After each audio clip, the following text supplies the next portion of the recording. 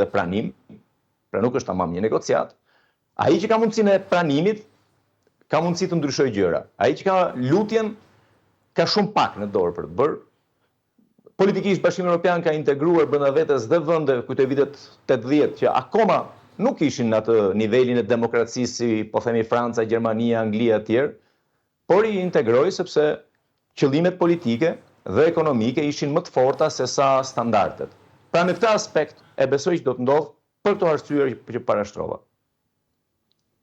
E kuptoj. Po, fakti që na janë shtuar detyrat e shtëpisë, ju shikoni, zoti Kadilli, të ketë një angazhim, kam parasysh këtu, të tërë politikës flas, dhe këtu kam parasysh edhe miratimin e rezolutës së përbashkët, pra politika u bë bashkë, Partia Socialiste dhe Partia Demokratike u bën bashkë për ta miratuar atë, pra që nënkupton se një zëri politika e dëshiron aderimin, pavarësisht akuzave dhe kundër akuzave edhe për këtë proces mes tyre.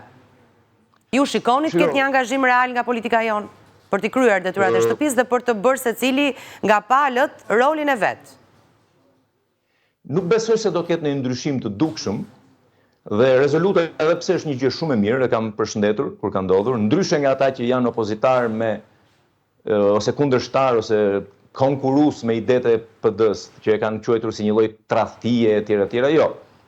Në qoftë se PD-ja nuk do të votonte një rezolut, do të ishte duke tradhtuar shqiptarët, jo demokratët duke bërë ndonjë lëshim me Edi Ramën. Sepse edhe Edi Rama, dhe Sali Berisha, dhe Ilir Meta, dhe kushdo që ka qenë në politikë, asnjëherë nuk ka patur guximin të shpallë veten apo partinë apo qëndrimin politik në kundërshtim me vokacionin, me thirrjen e brendshme të çdo shqiptari. Të gjithë ne shqiptarët duam të jemi pjesë e Bashkimit Evropian, sepse për ne Bashkimi Evropian është më mirë se sa Shqipëria. Jo vetëm ekonomikisht, po edhe si një vend më i drejtë, edhe si një vend me më tepër hapësirë lirie, me më tepër garanci demokracie.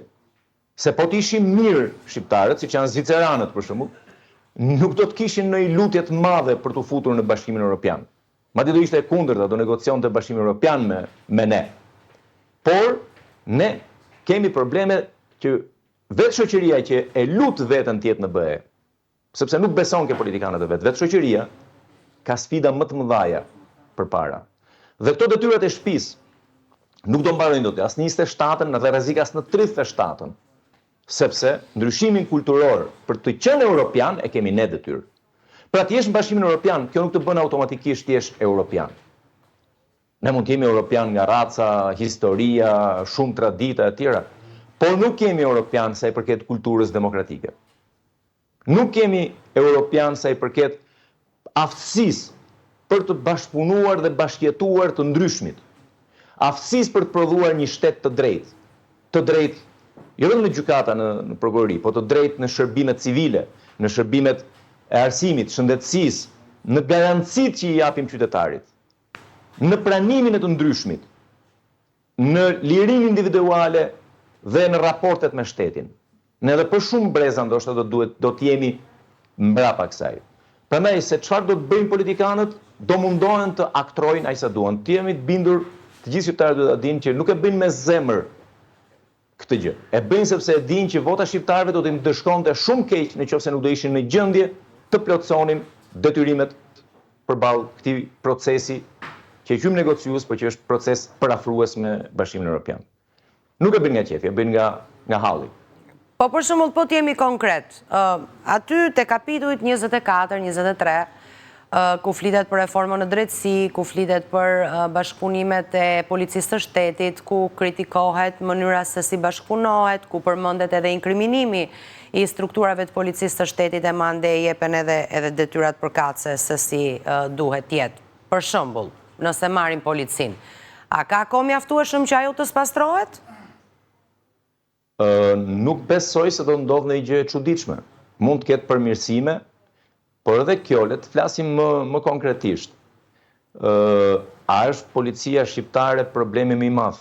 Ndoshta, por të mos harrojmë që në shumë vende të Bashkimit Evropian, dhe ne kemi historira nga vendet themeluese të Bashkimit Evropian, siç është Italia për shembull, edhe gati 40 vjet mbas themelimit, mbas traktatit të Romës që filloi themelimi i Bashkimit Evropian, ne e njohim rastin e raporteve të të gjyqësorit me politikën atje, me manipulite, edhe 40 vjet mbrapa kishte probleme dhe prap ka, dhe me mafjen, dhe penetrimin e mafjes në strukturat e shtetit të tjera. Pra, lufta midis krimit dhe shtetit dhe bashkëjetesa shpesh e krimit me shtetin janë gjëra që do të jetojnë edhe kur të jemi në BE.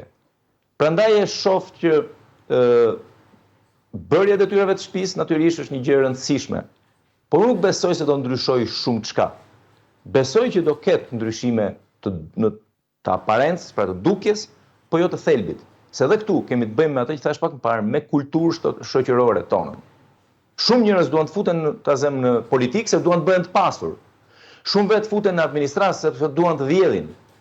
Shumë vetë futen në polici se duan të kapin dy rroga, një nga shteti, një nga krimi.